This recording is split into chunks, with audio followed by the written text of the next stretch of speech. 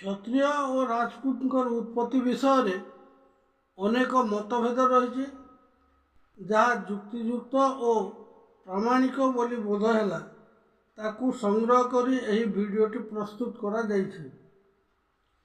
किछि ऐतिहासिक पंडित माने पाली प्रकृत भाषा रे उल्लेख थिबा क्षत्रिय शब्द को क्षत्रिय बोली कहते ताहा ठीक नुहे, कारण राजा अशोक तांको आगरू क्षत्रिय शब्द व्यवहार भारत में होई नाही। राजा अशोकंकर कौनसी अभिलेख रे मध्य क्षत्रिय शब्द उल्लेख होई नाही। तांको अभिलेख रे से निजकू लाजा बा राजा बोली कहिसंती। यह पाली प्रकृत भाषा रे लिखित होइछि। अशोकर आगरू क्षत्रिय शब्द को क्षेतर मालिक बा जमीदार उद्देश्य रे कहा जाउथिला, अर्थात यह भूसत्व को बुझाउथिला। सही समय रे शक, कोलिया, लिच्छवी, मल्ल, विदेह, मौर्य आदि लोक माने चरण बा बाछिथिबा लोकंकु राजा कहउथिले एवं एही राजांकर वर्ग को राजन्य वर्ग कहा जाउथिला। ऋग्वेद रे दशम मंडल पुरुष सूक्त रे लेखा जाइछि, ब्राह्मणस्य मुखामासीत बाहु राजन्य ऋतः उरुतदस्य यवैश्य पद्मयाम शूद्रो अजायतः। मुखरु ब्राह्मण, बाहु बा भुजरु राजा, जंघरु वैश्य तथा पादरु शूद्र उत्पत्ति बोली कहा जाइछि। एठारे मध्य क्षत्रिय शब्द उल्लेख होई नाही। क्षत्रिय शब्द परिवर्ते राजन्य शब्द लेखा जाइछि। राजा अशोक परवर्ती समय रे जवन, पल्लव, शक और कुषाण माने भारत को आसीथिले। सही माने तांको अभिलेख रे क्षत्रप शब्द व्यवहार कले। तेणु सही क्षत्रप शब्दरु क्षत्रिय होइछि बोली मना करा जाए, कारण क्षत्रपर अर्थ बल द्वारा लाभ करिथिबा सत्ता बा बलपूर्वक छड़ई नैथिबा राज्यर अधिकारी।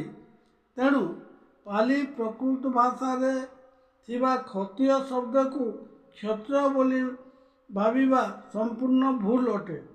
जेहेतु क्षत्रियर अर्थ क्षेतर मालिक बा जमीदार एवं क्षत्रपर अर्थ शासन करिबा लोक बा शासक अटंती। राजपूत शब्द को नहीं मध्य अधिकांश लोकंकर मतभेद रही।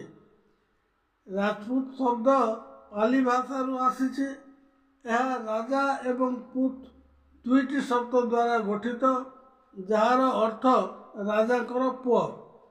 किछि पंडित राजपूत शब्द संस्कृत रु आसीଛି बोली मत रखती।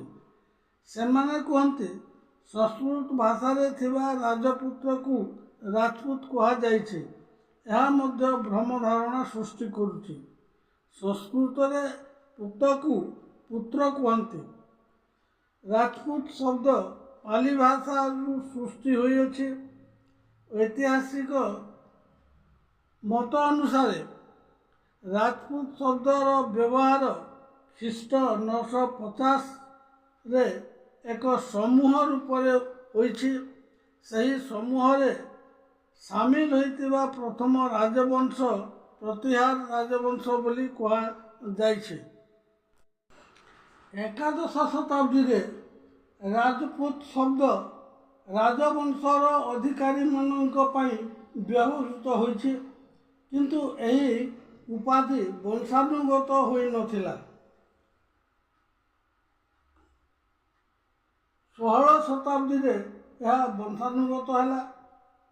मोगल शासन काल रे जातिभेद वृद्धि पाइथिला। शक माने तुर्की, अफगानिस्तान और ईरान बासिंदा थिले। भारत को आसीथिबा शक मानकर प्रथम राजा माउस, कुषाण मानकर प्रथम राजा कुजुल कन्फ्यूशियस बा ଗୁଜର କପାସିଆ ବୋଲି ଜଣାପଡ଼େ। ହୁନ୍ମାନଙ୍କର ବାସସ୍ଥାନ ଚୀନ ଓ ମଙ୍ଗୋଲିଆ ଥିଲା। ହୁନ୍ ରାଜା ଯୁଧିଷ୍ଠିର କାଶ୍ମୀରର ଶେଷ ରାଜା ଥିଲେ। ତାଙ୍କ ଶାସନକାଳ 633ରୁ 670 ଖ୍ରୀଷ୍ଟାବ୍ଦ ବୋଲି ଜଣାପଡ଼େ। ତାଙ୍କ ପିତା ନରେନ୍ଦ୍ର ଦ୍ୱିତୀୟ ବା ଟୋରମାଣ ଦ୍ୱିତୀୟଙ୍କ ନାମ ରାଜତରଙ୍ଗିଣୀ ଗ୍ରନ୍ଥରେ ଗୋନନ୍ଦ ବଂଶର ରାଜା ଭାବରେ ବର୍ଣ୍ଣିତ ହୋଇଛି। ରୋମିଲା ଥାପରଙ୍କ ଅନୁସାରେ ଆଧୁନିକ ରାଜସ୍ଥାନ ଆବୁ ପର୍ବତରେ ଏକ ଧର୍ମାନ୍ତରଣ ଯଜ୍ଞ ହୋଇଥିଲା। ସେଠାରେ ଚାଲୁକ୍ୟ, ପରମାର, ପ୍ରତିହାର ଏବଂ ଚୌହାନ ରାଜବଂଶକୁ ବ୍ରାହ୍ମଣମାନେ 20 ଦିନ ପର୍ଯ୍ୟନ୍ତ ଶୁଦ୍ଧ କରି ବୈଦିକ ଧର୍ମରେ ମିଶାଇଥିଲେ। ପୃଥ୍ୱୀରାଜ ରାସୋଙ୍କ ଗ୍ରନ୍ଥ ଅନୁସାରେ ଏହି ରାଜବଂଶର ଉତ୍ପତ୍ତି ଅଗ୍ନିକୁଣ୍ଡରୁ ହୋଇଥିଲା। କିନ୍ତୁ ଏହା ଅସମ୍ଭବ ଓ ବିଜ୍ଞାନ ସମ୍ମତ ନୁହେଁ।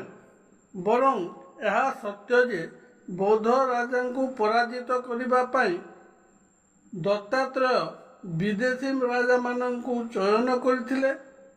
କାରଣ ସେ ବୌଦ୍ଧ ଧର୍ମ ବିରୋଧୀ ଥିଲେ। ତାଙ୍କ ପୂର୍ବଜ ବ୍ରାହ୍ମଣମାନଙ୍କୁ ରାଜା ହର୍ଷବର୍ଦ୍ଧନ ନିଜ ରାଜ୍ୟରୁ ବିତାଡ଼ିତ କରିଥିଲେ। ଅଗ୍ନିବଂଶରେ ଥିବା 4 ବଂଶ ଯଥା ଚାଲୁକ୍ୟ, ପରମାର, ପ୍ରତିହାର ଏବଂ ଚୌହାନ ମଧ୍ୟରୁ 2ଟି ଭାରତୀୟ ଏବଂ 2ଟି ଚୀନ ବାସିନ୍ଦା ଅଟନ୍ତି। ବୌଦ୍ଧ ଧର୍ମର ଅନୁଯାୟୀ ଚୀନର ଅଗ୍ନିବଂଶୀମାନେ ଭାରତକୁ ଆସିଥିଲେ। କିନ୍ତୁ ଭାରତୀୟ ଅଗ୍ନିବାସୀମାନେ ସେମାନଙ୍କୁ ଅବହେଳା କରିବାରୁ ସେମାନେ ବ୍ରାହ୍ମଣଙ୍କ ଶରଣ ନେଇଥିଲେ। ତେଣୁ ସେହି 2ଟି ରାଜବଂଶକୁ ଛାଡ଼ି ବାକି ସବୁ ରାଜପୁତ ବଂଶ ଭାରତର ମୂଳ ବାସିନ୍ଦା ଅଟନ୍ତି।